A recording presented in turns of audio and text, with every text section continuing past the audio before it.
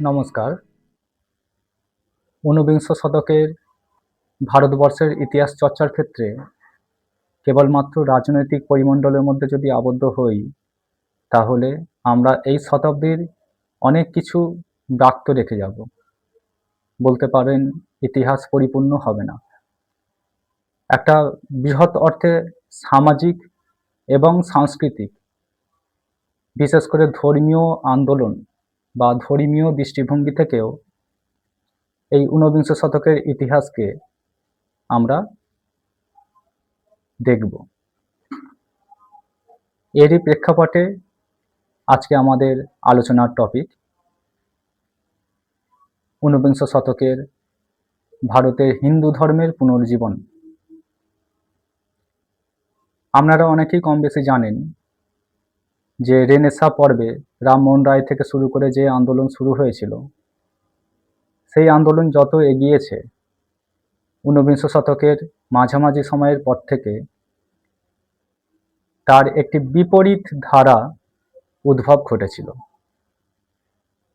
রামমোহন রায় থেকে শুরু করে যে ধারা নবজাগরণের সূচনা হয়েছিল, সেখানে ধর্মকেন্দ্রিকতার বাইরে বেরিয়ে এসে নতুন কিছু চর্চা বা নতুন কিছু বিষয়কে কেন্দ্র করে সমাজ গড়ে তোলার একটা স্বপ্ন দেখা হয়েছিল। কিন্তু ঠিক ঊনবিংশ শতকের দ্বিতীয়ার্ধে আমরা দেখব ভারতীয় সমাজ ব্যবস্থার পুনরায় কিছু ধর্মীয় নেতৃত্বের মাধ্যমে বা বলতে পারেন মহাপুরুষদের মাধ্যমে আবার ধর্মকেন্দ্রিকতায় ফিরে আসছে। আমরা যদি রামমোহন রায়কে দিয়েই চর্চা করি, দেখব রামমোহন রায় 1828 খ্রিস্টাব্দে যে ব্রহ্ম সভা তৈরি করলেন এবং 1830 খ্রিস্টাব্দে যার নাম পরিবর্তন করে হলো ব্রহ্ম সমাজ,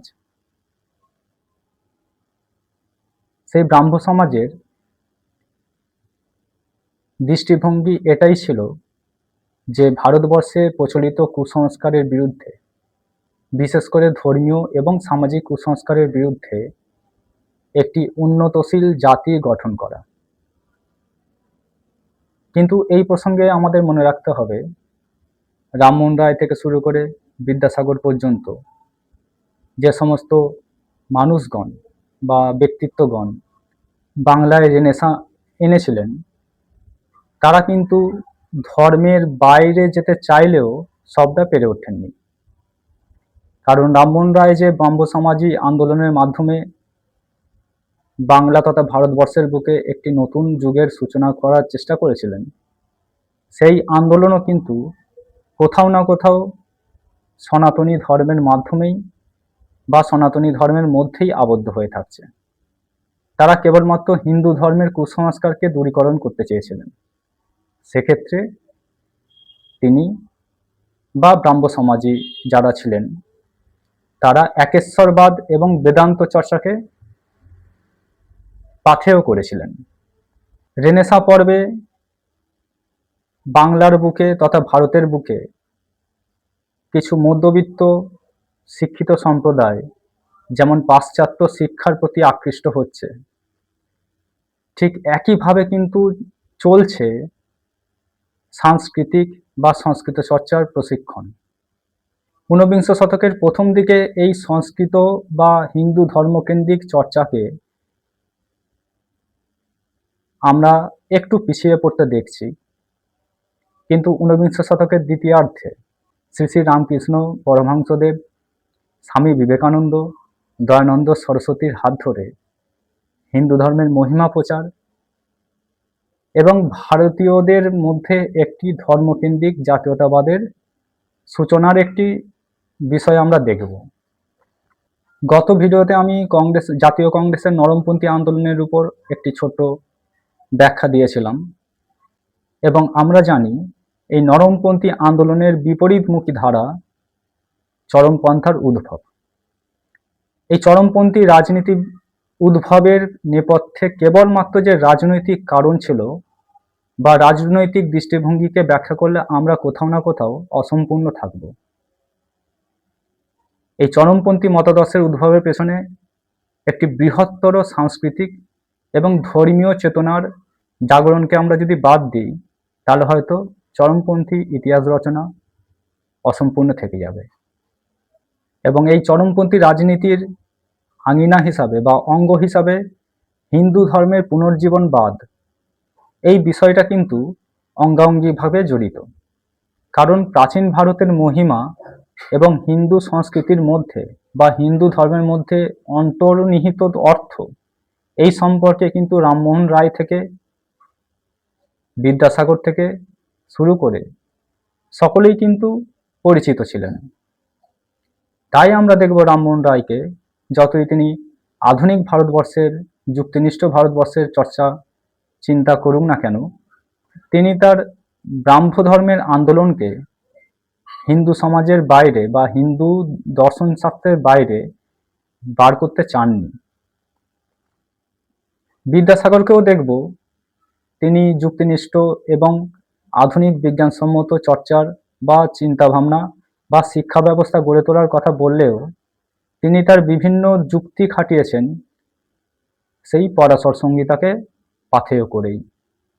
আমরা এই পাশ্চাত্য এবং প্রাচ্যের যে দ্বন্দ্ব, সেই দ্বন্দ্বকে আলোচনা করার ক্ষেত্রে ইংরেজ ঐতিহাসিকদের মতো করে যদি আমরা ফোর্ট উইলিয়াম কলেজ বা উইলিয়াম জোনসের এশিয়াটিক সোসাইটির উপর যদি আমরা বেশি গুরুত্ব দিই তাহলে কোথাও একটা বিষয়টি অনৈতিহাসিক হয়ে যাবে। কারণ দয়ানন্দ সরস্বতী ম্যাক্স মুলারের পায়ের তলায় বসে বেদশাস্ত্র পঠন পাঠন করেননি। ঠিক একইভাবে স্বামী বিবেকানন্দ ডয়েসনের পায়ের তলায় বসে তিনি বেদান্ত চর্চা করেননি। আমরা যদি বিবেকানন্দর জীবনী চর্চা করি তাহলে আমরা দেখব যে স্বামী বিবেকানন্দ তার কঠোর মেধা এবং কঠোর অধ্যবসায়ের মাধ্যমে তিনি এই বেদান্ত চর্চা করেছিলেন এবং তারই সাথে যোগ হয়েছিল শ্রী শ্রী রামকৃষ্ণ পরমহংসের মতো ব্যক্তিত্বের সান্নিধ্য। আবার রামমোহন রায়কেও দেখব যে তিনি বাংলায় যখন বেদান্ত চর্চা করতে পারছেন না, তাকে বেদান্ত চর্চার জন্য কাশিতে যেতে হয়েছিল। কারণ এই সময় Asiatic society, fort William college ইত্যাদি পাশ্চাত্য শিক্ষার কেন্দ্র থাকলেও বা গড়ে উঠলেও সমান্তরালভাবে কিন্তু চলছিল ভারতের হিন্দু ধর্মের বা সংস্কৃত সাহিত্য অথবা হিন্দু ধর্মশাস্ত্রের চর্চা। এ প্রসঙ্গে ভারতবর্ষের বিভিন্ন কেন্দ্রের কথা আমরা বলতে পারি, যেমন মাদ্রাজ, পুনে, কাশী, বারাণসী বা উড়িষ্যা।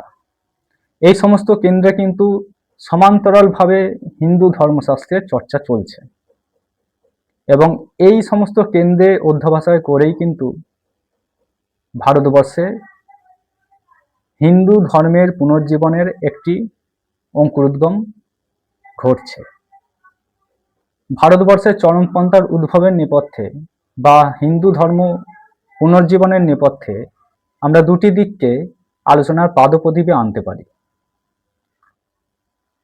একটি হচ্ছে রাজনৈতিক এবং আরেকটি হচ্ছে সাংস্কৃতিক।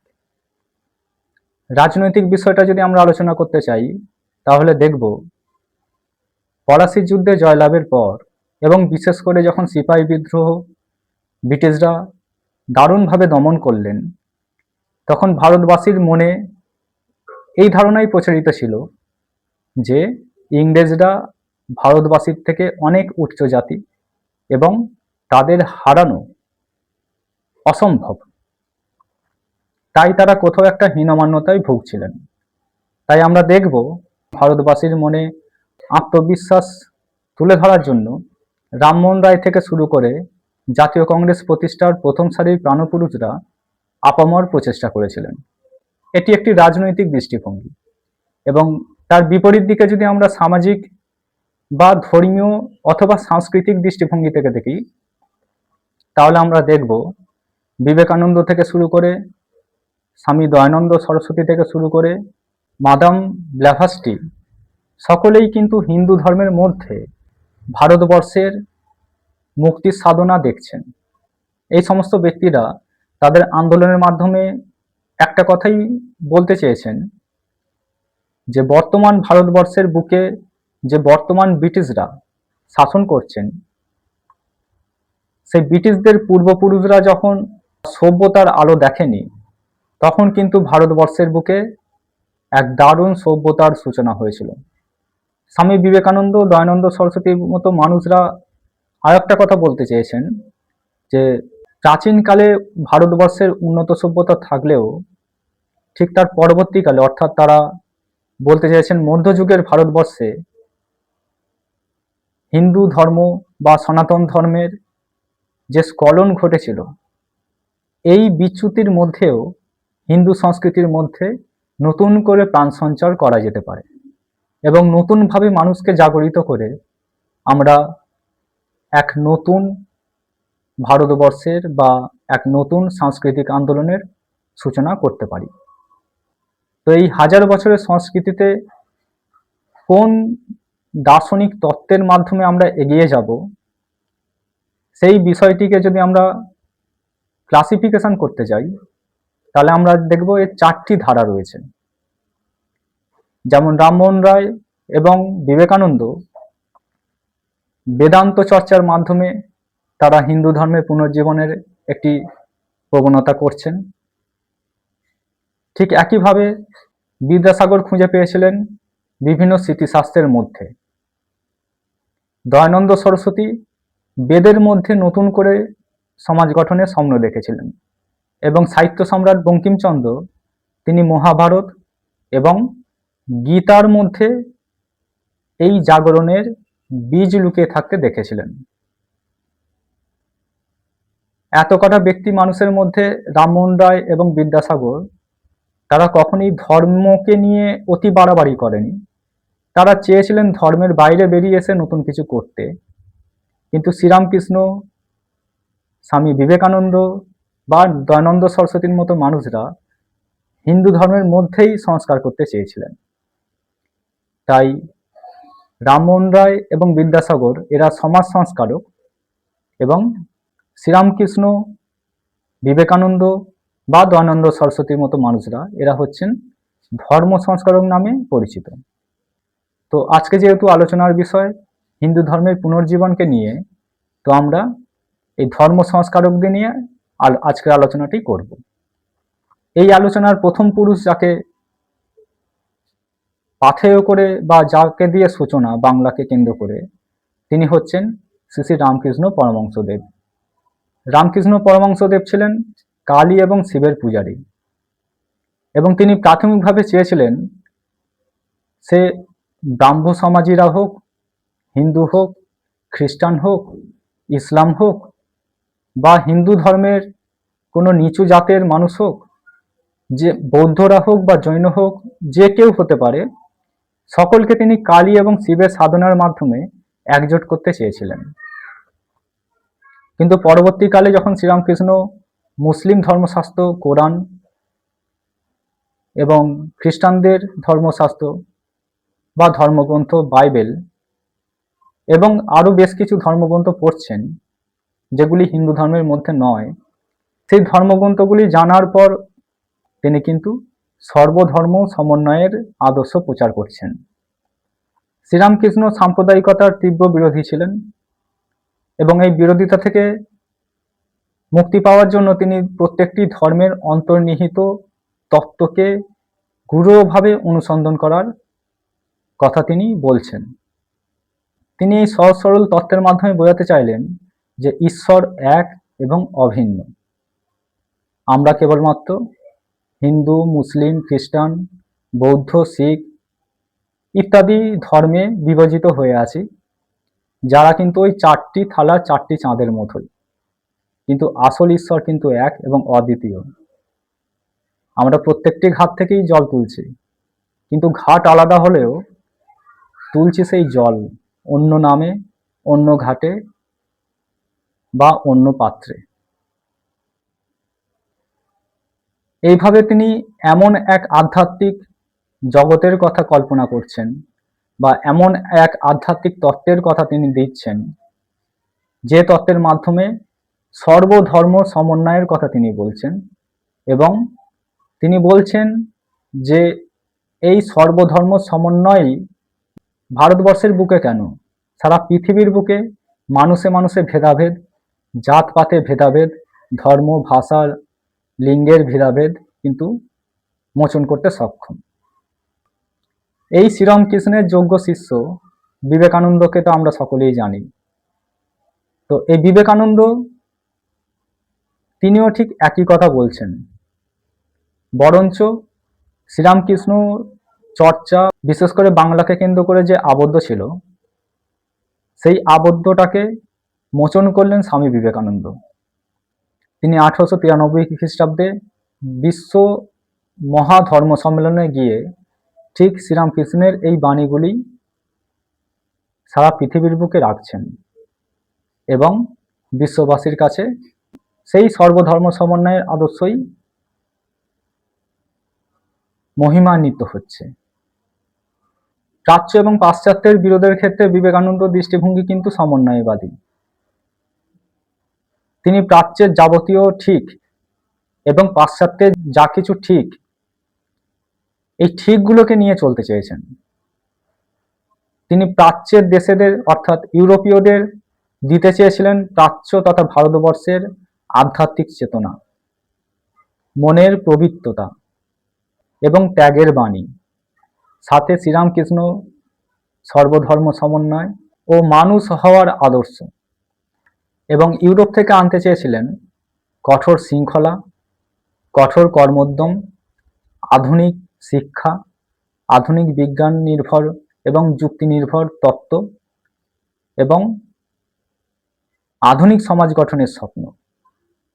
তবে বিবেকানন্দ রাজনীতির সঙ্গে ধর্মের কিন্তু মেলবন্ধন কোনো মতেই করতে চাননি। তিনি রাজনীতি এবং ধর্মকে সম্পূর্ণ পৃথক সত্তা হিসেবে দেখেছেন এবং এ বিষয়ে সিস্টার নিবেদিতাকে কিন্তু কঠোরভাবে সাবধান করে দিয়েছিলেন। অন্যদিকে তিনি মুক্তি তথা সমাজতন্ত্রের স্বপ্ন দেখেছেন শুদ্ধ জাগরণের মাধ্যমে, এবং তা হবে ধর্মীয় দৃষ্টিভঙ্গি থেকে। একই সাথে তিনি ব্রাহ্মণ্যবাদের চরম বিরোধী এবং ব্রাহ্মণ্যবাদের মাধ্যমে যে সমাজের কুসংস্কার, দুরাচার, অনাচার ইত্যাদির তীব্র বিরোধিতা করে তিনি শেষ পর্যন্ত শুদ্ধদেরই পক্ষ নিয়েছেন এবং তিনি বলেছেন যে মুচি, ম্যাথর, চামার, কামার সকলেই, কৃষক, শ্রমিক সকলেই আমার ভাই, সকলেই ভারতবাসী। অর্থাৎ এই সমস্ত নিম্নবর্গের মানুষের মধ্যে কোনো জাতপাতের বিভাজন তিনি দেখছেন না। এইভাবে তিনি সমাজতন্ত্রের স্বপ্ন দেখেছেন।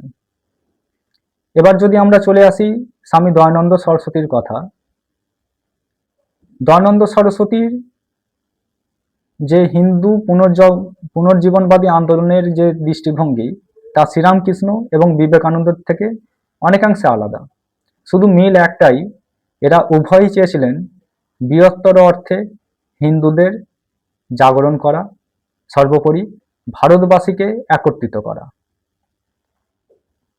দয়ানন্দ সরস্বতী তিনি যে আর্য সমাজ প্রতিষ্ঠা করছেন, সেই আর্য সমাজের আন্দোলন কিন্তু অনেকটা অ্যাগ্রেসিভ। তিনি সত্যার্থ প্রকাশ শীর্ষক গ্রন্থে যে মন্তব্যগুলো করেছেন বা যে লেখালেখিগুলো করেছেন, তা সরাসরি মুসলিম এবং খ্রিস্টান ধর্মের বিরুদ্ধে। তিনি প্রকাশ্যে খ্রিস্টান ধর্ম এবং মুসলিম ধর্মের বিরূপ সমালোচনা করছেন। গোমাংস খাওয়া এবং না খাওয়া নিয়ে আন্দোলন গড়ে তুলছেন। পাশাপাশি এই সত্যার্থ প্রকাশের মাধ্যমে ধর্মান্ধতার সাথে সাথে ধর্মীয় কুসংস্কারেরও প্রচার করছেন। ফলে সমাজে হিন্দু মুসলমানের মধ্যে একটি বৈরিতার সৃষ্টি হচ্ছে এবং দেখা যাচ্ছে জায়গায় জায়গায় আর্য সমাজীদের সঙ্গে মুসলিমদের সাম্প্রদায়িক বিবাদ, এবং যা কোথাও কোথাও সাম্প্রদায়িক সংঘর্ষে পরিণত হয়েছে। এই দয়ানন্দ সরস্বতী বেদের মাধ্যমে বা বেদের মধ্যে হিন্দু ধর্মের পুনর্জীবনের স্বপ্ন তিনি দেখেছেন। তিনি বলেছেন যে ঋগ্বেদ একমাত্র আসল হিন্দুদের ধর্মগ্রন্থ, কারণ এখানে সেই একেশ্বরবাদের কথা বলা হয়েছে। এই ঋগ্বেদের যে স্তোত্র বা মন্ত্রগুলি কেবলমাত্র প্রকৃতির উদ্দেশ্যে নয়, এগুলি আসল রয়েছে একেশ্বরবাদের সব থেকে উৎকৃষ্ট উদাহরণ। এবং দয়ানন্দ সরস্বতী বলছেন, ঋগ্বেদের পরবর্তীকালে যে সমস্ত ধর্মগ্রন্থ লেখা হয়েছিল তা কোনোটাই গ্রহণযোগ্য নয়। তাই তিনি স্লোগান তুলছেন যে বেদের যুগে ফিরে যেতে। তাই একইভাবে হিন্দু সম্প্রদায়কে একত্রিত করা এবং হিন্দু ধর্ম থেকে বিচ্যুত হয়ে যারা অন্য ধর্মে দীক্ষিত হয়েছেন তাদেরকে আবার স্বধর্মে ফিরিয়ে আনার যে আন্দোলন, সেই আন্দোলন করার জন্য তিনি একটি পপুলার স্লোগান দিয়েছিলেন যে ভারত ভারতবাসীদের জন্য। আমরা এই আলোচনার শেষ যে ব্যক্তিকে নিয়ে আলোচনা করব তিনি হচ্ছেন সাহিত্য সম্রাট বঙ্কিমচন্দ্র চট্টোপাধ্যায়। এই বঙ্কিমচন্দ্র চট্টোপাধ্যায় কিন্তু চতুর্থ ধারাটির প্রতিনিধিত্ব করছেন। তিনি বেদ, পুরাণ বা বেদান্ত এ সমস্ত কিছুর মধ্যে তিনি হিন্দু ধর্মের পুনর্জীবন দেখছেন না। তিনি একমাত্র দেখছেন মহাভারত এবং গীতার মধ্যে। এর জন্য তিনি অনুশীলন তত্ত্ব দিচ্ছেন। এই অনুশীলন তত্ত্বে তিনি বলছেন, বহুদেববাদ, দেশাচার, লোকাচার কখনই ধর্ম নয়। ব্যক্তির সার্বাঙ্গিক বিকাশ এবং সেই বিকাশকে মানব কল্যাণে কাজে লাগানোই হচ্ছে আসল ধর্ম। তিনি শ্রীকৃষ্ণের মধ্যে এই অনুশীলন ধর্মের ব্যাখ্যা খোঁজেন, কারণ শ্রীকৃষ্ণ আর পাঁচজনের মতো, যেমন গৌতম বুদ্ধ হোক বা যীশুখ্রিস্ট হোক, আর পাঁচজনের মতো কিন্তু সমস্ত কিছু ত্যাগ করে সন্ন্যাস হয়ে যাননি। শ্রীকৃষ্ণ ইহজগতেই ছিলেন এবং এই ইহজগতেই সমস্ত কর্ম করেছেন। এইভাবেই তিনি শ্রীকৃষ্ণের মধ্যে অবতারবাদের ব্যাখ্যা তিনি খুঁজেছেন। এরই পাশাপাশি বিভিন্ন সাহিত্যে তিনি হিন্দু ধর্মের পুনর্জীবন নিয়ে সচেতন ছিলেন। তবে সবকিছুকে ছাপিয়ে গিয়েছে বঙ্কিমচন্দ্রের আনন্দমঠ এবং সেই আনন্দমঠে বন্দে মাতারাম স্লোগান। এই বন্দে মাতারাম স্লোগানের মাধ্যমে আমাদের দেশকে দেবী দুর্গার সঙ্গে তুলনা করে যে আবেগ আপ্লুত পরিস্থিতির সূচনা হয়েছিল তা আপামর হিন্দু জনমানসে সম্প্রসারিত হয় এবং তার ঠিক বিপরীত অর্থে মুসলিম সম্প্রদায়ের মধ্যে দেখা যায় তার বিপরীত প্রতিক্রিয়া, যার ফলে বঙ্কিমচন্দ্র চট্টোপাধ্যায়কে অনেকে সাম্প্রদায়িক বা মুসলিম বিদ্বেষী বললেও বঙ্কিমচন্দ্র চট্টোপাধ্যায়ের আরও অন্যান্য সাহিত্য যদি আমরা পড়ি তাহলে দেখব সে বিষয়টি কেবলই একপাক্ষিক। কারণ সীতারাম প্রবন্ধে সীতারামের সঙ্গে ফকিরের কথাবার্তা যদি আমরা দেখি সেখানে দেখব যে মুসলিম সম্প্রদায়কেও মানব প্রীতির মধ্যে স্থান দিয়েছেন, কারণ এই মুসলিম সম্প্রদায়ের মানুষরাও পরম জগদীশ্বরের সৃষ্টি। আসলে আমরা রাজ সিংহের আলমগীর চরিত্রে এবং আনন্দমঠের সন্তান দলের যে ভূমিকা বা তাদের মুসলিম বিদ্বেষী শব্দের প্রয়োগ দেখলে আমরা প্রথমটা হয়তো কিছুটা বিচলিত হতে পারি, কিন্তু ঠিক পরক্ষণেই পশুপতির উচ্চাকাঙ্ক্ষা, ভবানন্দের ব্রতচ্যুতি, সীতারামের যৌন মোহ এবং গঙ্গারামের বিশ্বাসঘাতকতাকে আমরা কখনোই ভুলে যেতে পারি না। এরা কিন্তু সকলেই হিন্দুই ছিলেন। ঊনবিংশ শতকের শেষের প্রান্তে যদি আমরা ফিরে তাকাই, বিপিনচন্দ্র পাল, অরবিন্দ ঘোষ এবং লালা লাজপত রায়, এদেরকে আমরা কখনোই এই আলোচনার বাইরে রাখতে চাই না। যে বিপিনচন্দ্র পাল বলেছিলেন বর্ণকে সহনশীল করে তুলেছিল আশ্রম, অরবিন্দ ঘোষ বলছেন একমাত্র আত্মার কল্পনাই সমস্ত বিচ্ছেদ এবং বিভাজনকে দূর করবে। আবার বিপিনচন্দ্র পাল এবং অরবিন্দ উভয়ই বলছেন প্রাচীন ভারতের রাষ্ট্র ব্যবস্থা এবং গ্রাম পঞ্চায়েত ব্যবস্থার মতো মহৎ কিছু এখনো পর্যন্ত পাশ্চাত্যে বা পশ্চিমী সভ্যতায় গড়ে ওঠেনি। অর্থাৎ তারা ধর্মকেন্দ্রিক আন্দোলন থেকে কিভাবে রাজনীতির মধ্যে অনুপ্রবেশ ঘটছে এটি আমি বলার চেষ্টা করেছি। এবং সব শেষ করব রবীন্দ্রনাথকে নিয়ে। দেখুন, রবীন্দ্রনাথ প্রাথমিক পর্বে এই বিশ্ববিখ্যার মোহে আপ্লুত হয়েছিলেন। তার আমরা প্রমাণ পাচ্ছি ভারতবর্ষ, ব্যাধি ও প্রতিকার এবং ব্রাহ্মণ শীর্ষক প্রবন্ধে এবং এবং নৈবেদ্যের বহু কবিতার মধ্যে। কিন্তু 1907 সালে প্রকাশিত গোরা উপন্যাসে আমরা দেখব রবীন্দ্রনাথ ঠাকুরের মোহভঙ্গ ঘটেছে। এখন তিনি ধর্মীয় উন্মাদনা বা কোনো নির্দিষ্ট ধর্মের বাইরে বেরিয়ে এসে অন্ধ আত্ম অহমিকা এবং প্রচারমুখী দেশপ্রেমের ঊর্ধ্বে উঠে তিনি উদার, সার্বজনীন এবং সমন্বয়বাদী দেশপ্রেমের সন্ধান তিনি দিচ্ছেন। এই সমস্ত কিছুই হিন্দু পুনর্জীবনবাদ এবং সেখান থেকে ধর্মনিরপেক্ষতাবাদের একটি উৎকৃষ্টতম নজির রবীন্দ্রনাথের মধ্যে পাওয়া যাচ্ছে। তো সকলকে অসংখ্য ধন্যবাদ। সকলে অনেক ভালো থাকবেন। নমস্কার।